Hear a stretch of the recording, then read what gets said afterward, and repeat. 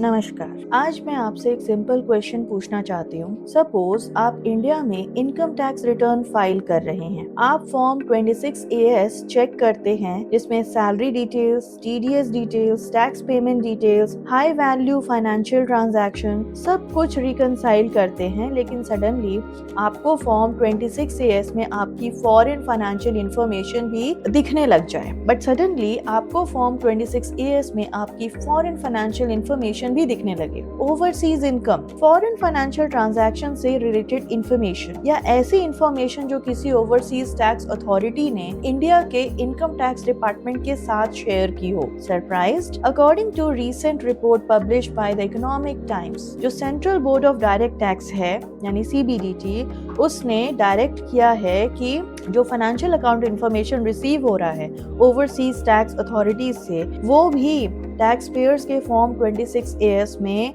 Include होना चाहिए। और ये डेवलपमेंट सिर्फ टैक्स प्रोफेशनल्स के लिए इम्पोर्टेंट नहीं है। अगर आपके पास फॉरेन इनकम है, फॉरेन बैंक अकाउंट है, ओवरसीज इन्वेस्टमेंट्स हैं, या आप किसी इंटरनेशनल फाइनेंशियल ट्रांजैक्शन में इन्वॉल्व्ड हैं, then you need to understand this development. आज के वीडियो में हम समझेंगे फॉर्म 26AS एक्चुअली क्या है, फॉरेन फाइनेंशियल इंफॉर्मेशन इंडिया को कैसे मिलती है, AEOI फ्रेमवर्क क्या है, CBDT का रीसेंट डायरेक्शन क्या कहता है, और सबसे इम्पोर्टेंट इंडियन टैक्स पेयर्स के लिए इसका प्रैक्टिकल मीनिंग क्या है। सबसे पहले एक कॉमन मिसकंसेप्शन क्लियर करते हैं। बहुत से टैक्स पेयर सोचते हैं फॉर्म 26AS मतलब TDS स्टेटमेंट। आप सैलरी अर्न करते हैं, एम्प्लॉयर ने TDS डिडक्ट किया, फॉर्म 26AS में दिख गया, बैंक ने इंटरेस्ट पर TDS डिडक्ट किया, फॉर्म 26AS में दिख गया, बस। बट फॉर्म 26AS का रोल टैक्स इकोसिस्टम में काफी इम्पोर्टेंट है।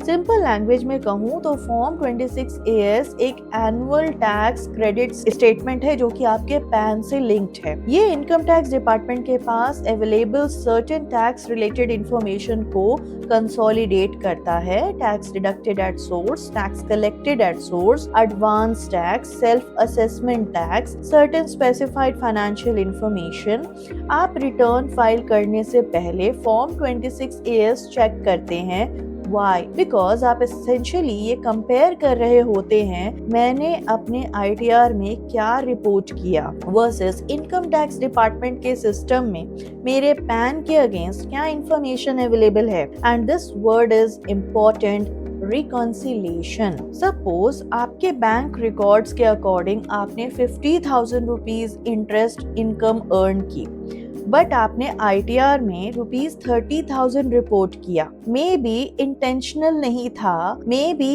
एक फिक्स डिपॉजिट मिस हो गया, मे बी एक बैंक अकाउंट आप भूल गए, बट इनकम टैक्स डिपार्टमेंट के पास ₹50,000 की इंफॉर्मेशन अवेलेबल है।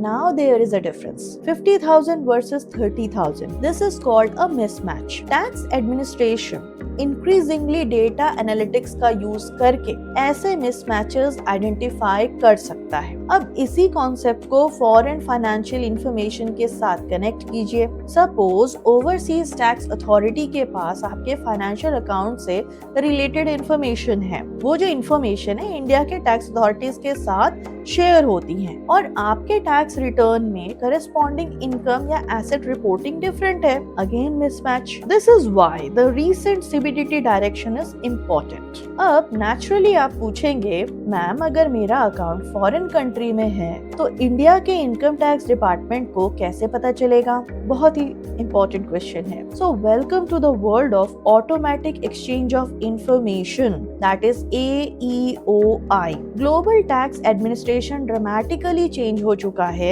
एक टाइम था जब financial information largely national borders के अंदर कन्फाइंड होती थी। इंडिया का बैंक अकाउंट, इंडिया का टैक्स डिपार्टमेंट, फॉरेन कंट्री का bank account, foreign tax authority.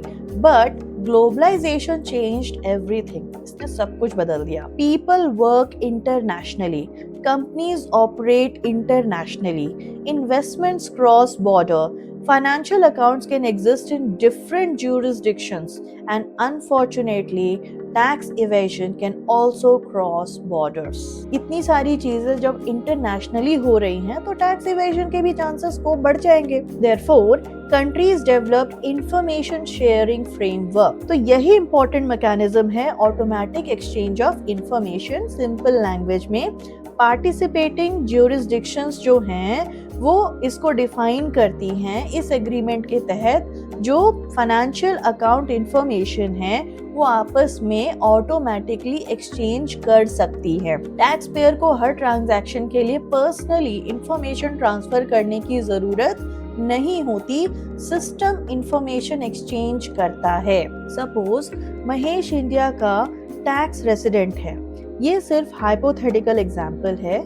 Mahesh ने फॉरेन कंट्री में एक फाइनेंशियल अकाउंट मेंटेन किया। उस अकाउंट से related certain reportable financial information foreign jurisdiction के टैक्स सिस्टम में अवेलेबल है और एप्लीकेबल इंफॉर्मेशन जो है उसके तहत ये एक्सचेंज हुआ। तो ये इंफॉर्मेशन जो है इंडियन टैक्स अथॉरिटीज को भी ट्रांसमिट हुई। अब इंडिया का जो टैक्स सिस्टम के पास है ये इंफॉर्मेशन आ गई, लेकिन टैक्स पेयर को क्या पता? May be tax payer form 26AS check करता है, उसे फॉरेन इंफॉर्मेशन क्लियरली विजिबल नहीं थी। टैक्स डिपार्टमेंट के पास इसकी इंफॉर्मेशन है, टैक्स पेयर के रिटर्न में डिफरेंट रिपोर्टिंग है, तो ये एक कंप्लायंस प्रॉब्लम क्रिएट कर सकता है। रीसेंट डेवलपमेंट का इम्पोर्टेंट एस्पेक्ट ये है कि ऐसे फाइनेंशियल अकाउंट इंफॉर्मेशन को फॉर्म 26AS में विजिबल किया जाए, ऐसा डायरेक्शन दिया जा रहा है।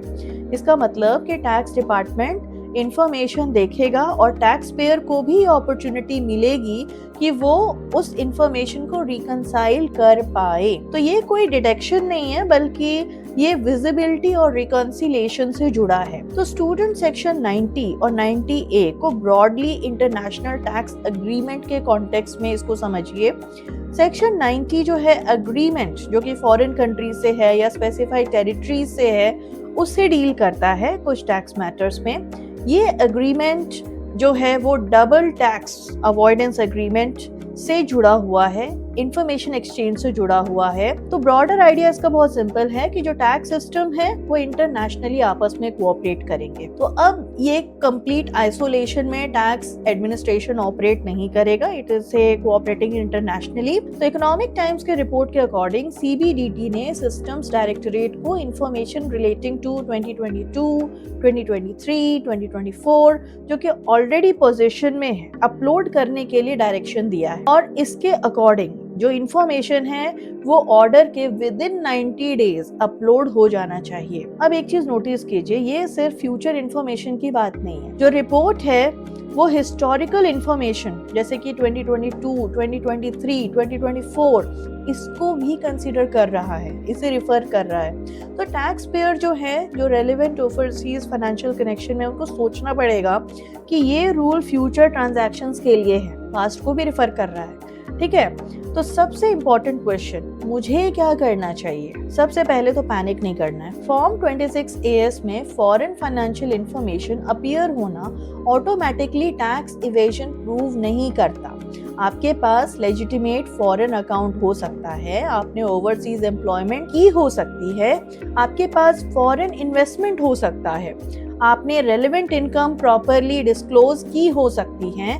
इंफॉर्मेशन जो कि टैक्स सिस्टम में अपीयर हो रहा है और टैक्स इवेजन वो दोनों एक चीज नहीं है। रिकंसिलेशन लेकिन बहुत जरूरी है। ठीक है, आपको चेक करना होगा कि क्या इंफॉर्मेशन करेक्ट है, क्या अकाउंट एक्चुअली आपका है, क्या करस्पॉन्डिंग इनकम ITR में प्रॉपरली रिपोर्टेड है, क्या फॉरेन एसेट डिस्क्लोजर एप्लीकेबल था, क्या टैक्स ऑलरेडी फॉरेन कंट्री में पेड हो चुका है, क्या foreign tax credit claim relevant है। ये कुछ कंप्लायंस क्वेश्चन है, और tax is everything about compliance, है ना, कि कंप्लायंस को आपको फॉलो करना है, it should be voluntary. Okay, तो स्टूडेंट्स और टैक्स पेयर्स इस डिफरेंस को समझिए। फॉरेन इनकम और फॉरेन एसेट आइडेंटिकल कॉन्सेप्ट नहीं है। आपके पास फॉरेन बैंक अकाउंट है तो ये एसेट फाइनेंशियल अकाउंट है, और उस अकाउंट से इंटरेस्ट जो जनरेट होता है तो ये इनकम हो सकता है। एसेट इनकम दो डिफरेंट रिपोर्टिंग कॉन्सेप्ट्स हैं। सिमिलरली आपके पास फॉरेन शेयर्स हो सकते हैं, शेयर्स भी फाइनेंशियल एसेट्स हैं। शेयर से डिविडेंड मिल सकता है तो डिविडेंड इनकम। शेयर सेल करने पर जो कैपिटल गेन अराइज होता है कैपिटल गेन भी एक दूसरा इनकम कंपोनेंट है। इसीलिए टैक्स कंप्लायंस में सिर्फ ये कहना इनफ नहीं है कि मैंने फॉरेन अकाउंट डिक्लेयर कर दिया।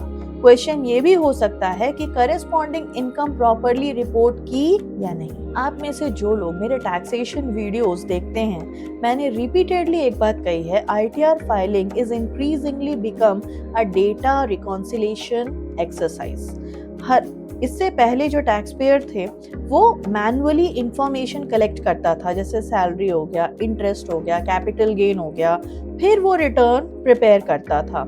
आज के टाइम पे इनकम टैक्स डिपार्टमेंट के पास ऑलरेडी फाइनेंशियल इंफॉर्मेशन मौजूद है। Form 26 AS, annual information statement AIS, tax payer information summary TIS, TDS reporting, specified financial transaction और अब इंटरनेशनल इंफॉर्मेशन एक्सचेंज डेटा, जो कि अब टैक्स पेयर को भी विजिबल होगा। तो मॉडर्न टैक्स फाइलिंग का ये क्वेश्चन नहीं है डिपार्टमेंट को पता चलेगा या नहीं, बल्कि बेटर क्वेश्चन होगा कि डिपार्टमेंट के डेटा और मेरी टैक्स रिपोर्टिंग में कंसिस्टेंसी है या नहीं। तो ये कम्प्लीटली डिफरेंट कंप्लायंस माइंडसेट है। तो अब इनकम टैक्स डिपार्टमेंट के पर्सपेक्टिव से देखिए, suppose overseas authority reports certain financial information link to a tax payer. ठीक है, होता क्या है कि एक ओवरसीज अथॉरिटी है और वो कुछ इंफॉर्मेशन जो है टैक्स पेयर की शेयर करता है, रिपोर्ट करता है।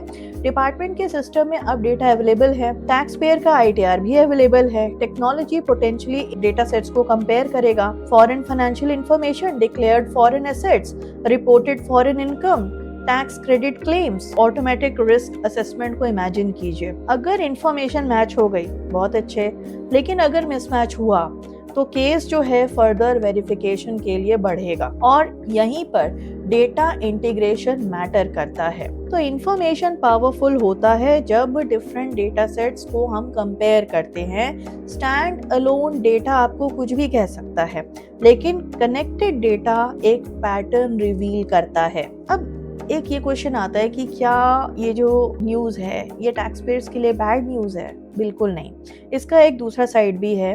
सपोज इनकम टैक्स डिपार्टमेंट के पास ओवरसीज इंफॉर्मेशन ऑलरेडी अवेलेबल है, लेकिन टैक्स पेयर उसको इजीली देख नहीं सकता, तो tax payer unknowingly file return करता है, लेकिन डिफरेंट इंफॉर्मेशन से। तो नेचुरल सी बात है, मिसमैच तो होगा ही। टैक्स पेयर को कम्युनिकेशन आती है, अब टैक्स पेयर कहता है मुझे पता ही नहीं था कि डिपार्टमेंट के पास ये इंफॉर्मेशन है। Making relevant information visible in form 26 AS may help taxpayers identify discrepancies earlier। वही चीज ये कहना चाह रहा है कि यही चीज अगर 26 AS में रिफ्लेक्ट हो जाएगी तो इस तरह की डिस्क्रिपेंसी को टैक्स पेयर खुद आइडेंटिफाई कर पाएगा, रिकंसाइल कर पाएगा, वेरीफाई कर पाएगा, है ना। तो जहां जरूरत पड़ी प्रोफेशनल एडवाइस भी लेगा, अपनी टैक्स रिपोर्टिंग को इम्प्रूव करेगा और ट्रांसपेरेंसी जो है दोनों वे से प्रॉपरली पॉजिटिवली वर्क करेगी। गवर्नमेंट को इन्फॉर्मेशन मिलेगी और टैक्स पेयर को भी मीनिंगफुल विजिबिलिटी मिलती है रेलेवेंट इन्फॉर्मेशन की, जिसे वो कंप्लायंस के लिए यूज करेगा। तो इस पर्सपेक्टिव से डेफिनेटली ये वॉलंटरी टैक्स कंप्लायंस को स्ट्रेंथन करता है।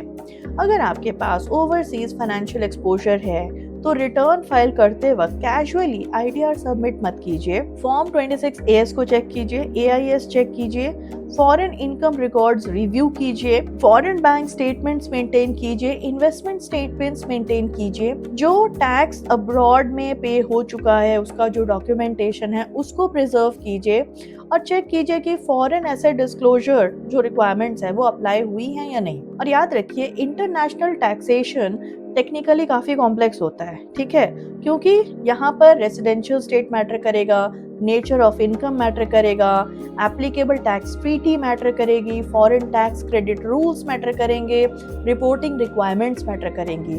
तो स्पेसिफिक केसेस में क्वालिफाइड टैक्स प्रोफेशनल की एडवाइस यूजफुल रहती है, लेनी चाहिए। अब मेरे पर्सपेक्टिव से ये डेवलपमेंट एक लार्जर ट्रेंड का पार्ट है। टैक्स ट्रांसपेरेंसी अब ग्लोबल हो रहा है, आप फिजिकल बॉर्डर क्रॉस नहीं कर रहे, लेकिन जो फाइनेंशियल इंफॉर्मेशन है आपकी वो क्रॉस बॉर्डर रिपोर्टिंग सिस्टम के थ्रू जा रही है। Bank report information, financial institution जो है टैक्स रेसिडेंसी डिटेल्स कलेक्ट करती है, कंट्री आपस में इंफॉर्मेशन एक्सचेंज करती हैं, टैक्स डिपार्टमेंट्स इन डेटा सेट्स को इंटीग्रेट करते हैं, डेटा एनालिटिक्स इनकंसिस्टेंसीज को आइडेंटिफाई करते हैं।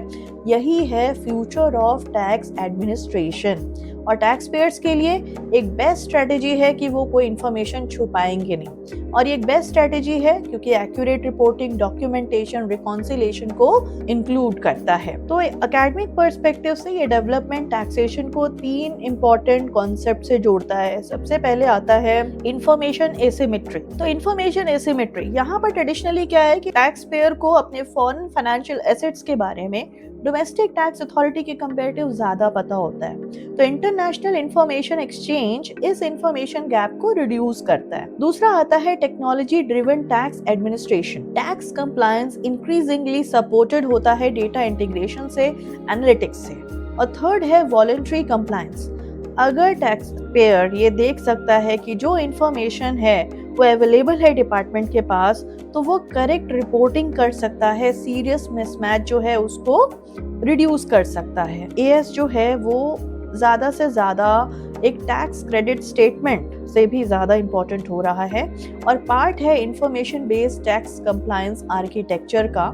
तो नेक्स्ट टाइम आप फॉर्म 26 एएस जब भी ओपन करें तो सिर्फ टीडीएस अमाउंट चेक करके क्लोज मत कीजिए। ये भी समझिए कि फाइनेंशियल इंफॉर्मेशन जो विजिबल है वो आपके पैन के अगेंस्ट है या नहीं, उसको अपने ही रिकॉर्ड से कंपेयर कीजिए। और अगर कोई फाइनेंशियल एक्सपोजर है तो पर्टिकुलरली उसका रिकॉन्सिलेशन, एप्लीकेबल डिस्क्लोजर्स, उसको आप देख लीजिए, ठीक है। क्योंकि टैक्स एडमिनिस्ट्रेशन टाइम के साथ इवॉल्व हो रहा है, बदल रहा है। कंट्रीज आपस में इंफॉर्मेशन शेयर कर रही हैं, सिस्टम डेटा कनेक्ट कर रहे हैं और टैक्स कंप्लायंस भी अब मूव कर रहा है कि क्या टैक्स पेयर हमें बता रहा है और टैक्स पेयर की रिपोर्टिंग जो कि उसे क्रॉस सिस्टम से, अदर कंट्रीज से मिल रही हैं, वो आपस में कितनी अलाइन कर रही हैं, कितनी मैच हो रही है।